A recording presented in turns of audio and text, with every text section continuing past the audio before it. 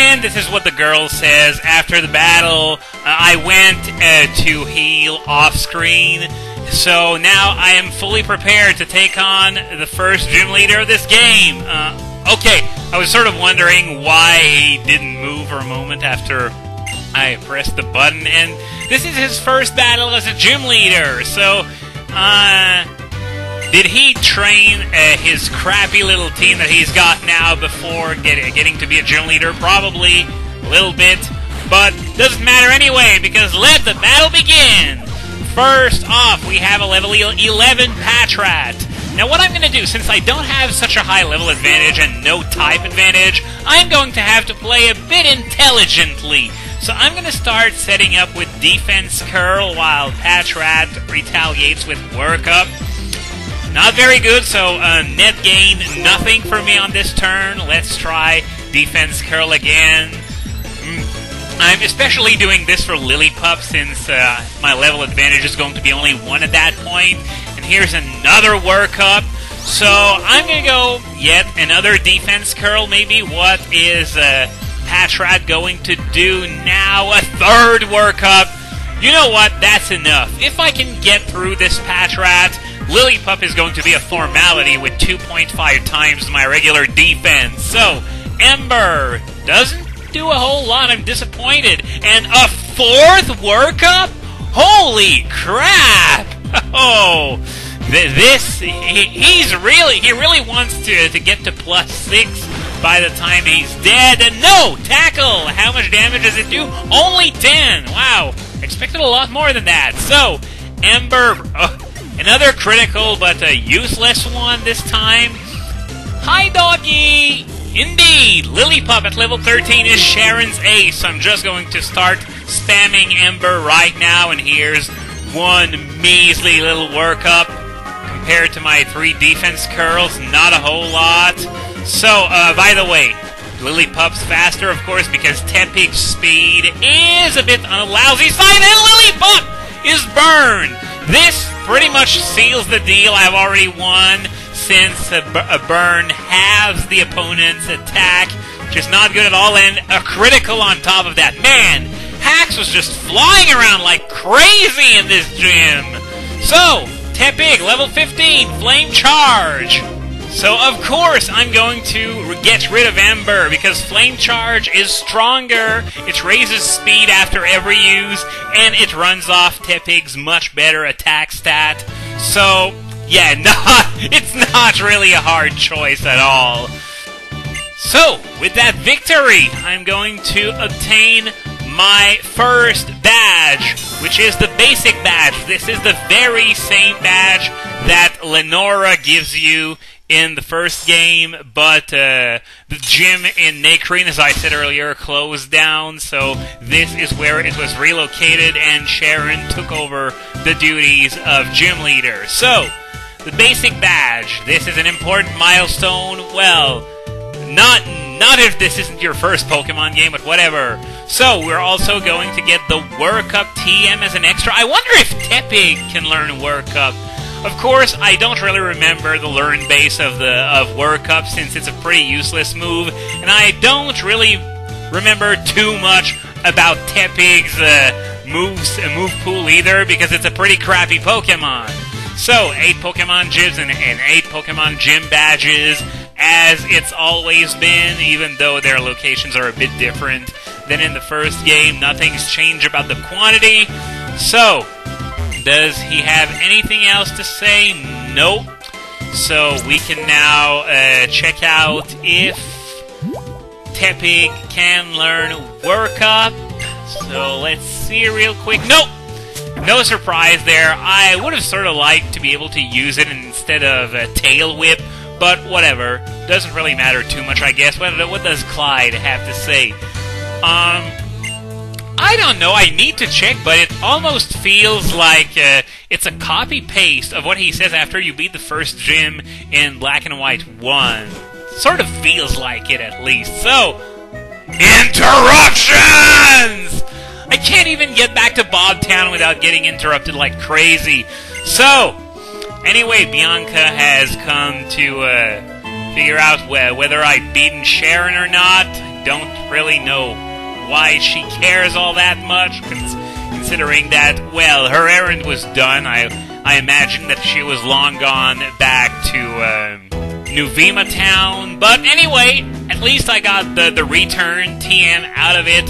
Pretty strong, normal attack for Pokemon that have a lot of happiness. In fact, it's probably the strongest drawback-free move with 100 accuracy in the entire game, as far as I know. Even stronger than Earthquake. Too bad its typing sucks.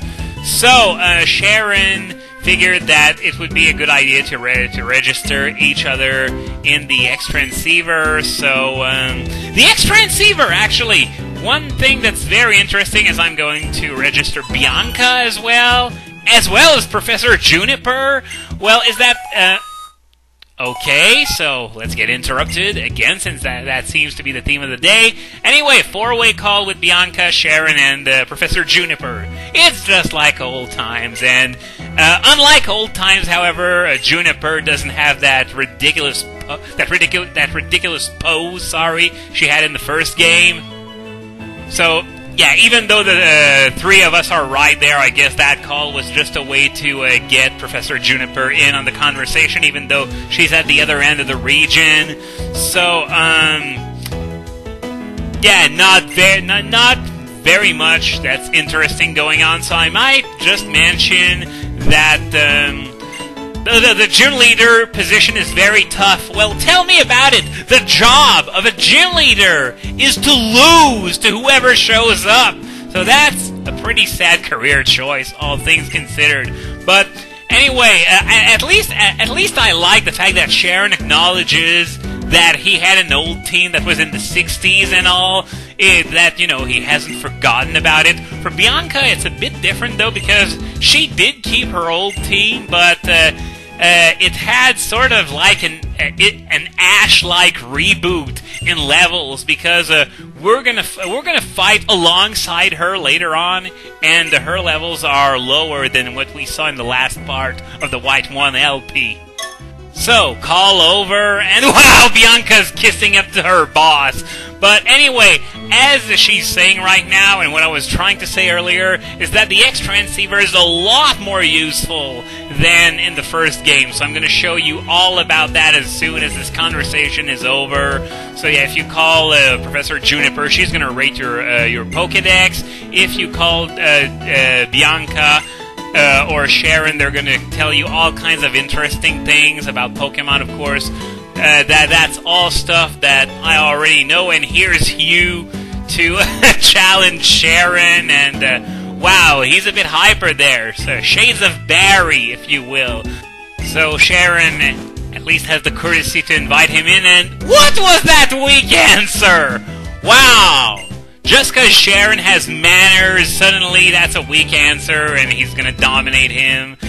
Yeah, so, next thing is to make it so you can use the C-Gear. Oh, that's right, she's gonna give me the C-Gear now, which, in my opinion, is a complete waste of the touchscreen compared to what the Poketch did in Diamond, Pearl, and Platinum. Of course, I'm not going to turn it on because it wouldn't do jack all, considering that, well, this is an emulator. By the way, opening up the C-Gear with an emulator doesn't make the game crash, but you can't really do a whole lot with it either.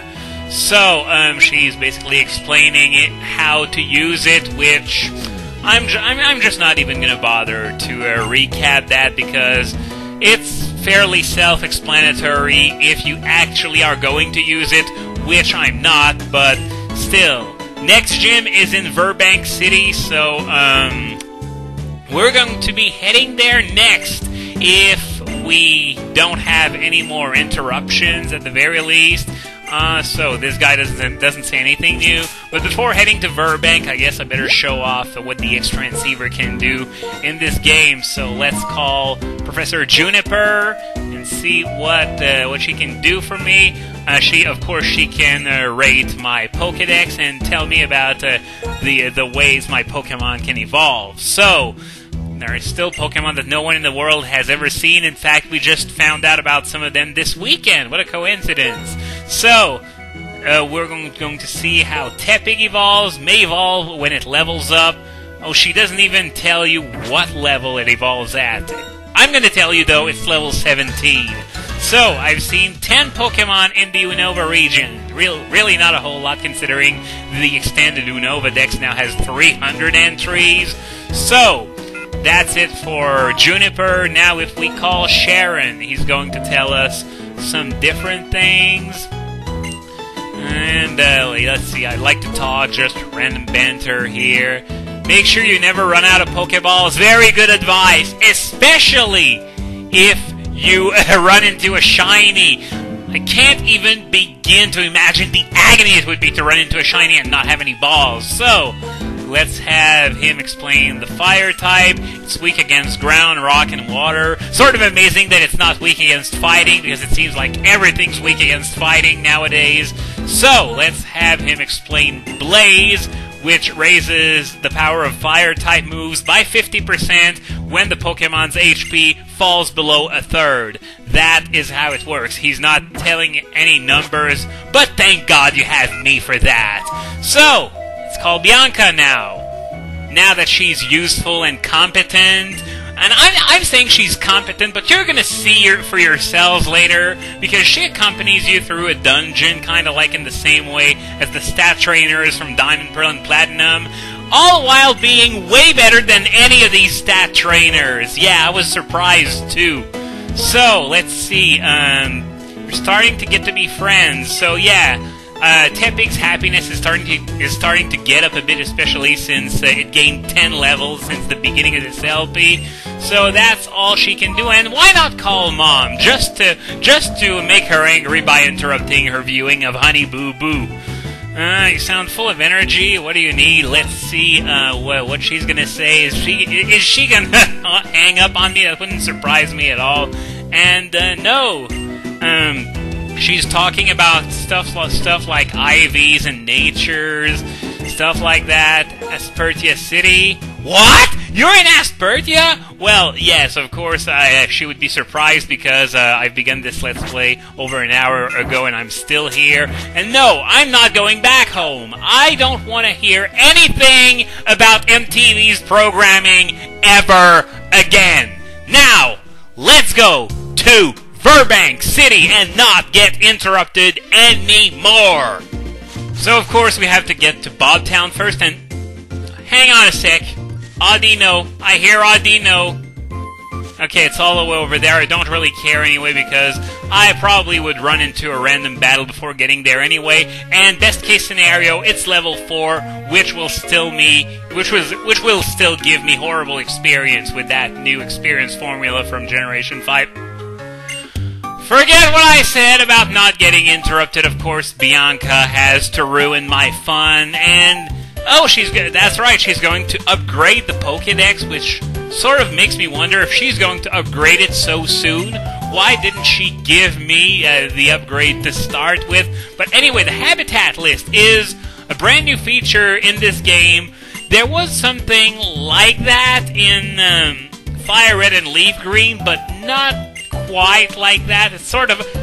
You know what? I'm just going to show you the habitat list after Bianca is done talking, and after that, we're going to be done for today. So, yeah, that's basically what the habitat list does if you've been reading what she's been saying. And, okay, when you're walking down a path, you'll sometimes see rustling grass. Of course, I just saw that just now. I'll let the rest be a surprise. Usually it's going to be rare Pokemon like Audino, but sometimes it's going to be really rare stuff, evolved forms of something you can find in that particular area. The possibilities are endless! So, let's just take a quick look at the habitat list. Oops, wrong window, so Pokédex. If we click on the habitat, we're going to have a list of the places we've been to so far. Bob Ranch. So this is a list of the Pokemon you can find in Bob Ranch. This is those that we've seen, though there are still some missing and we haven't caught any of them. It's that simple. So, now that we're done with all these interruptions, hopefully I will see you next time.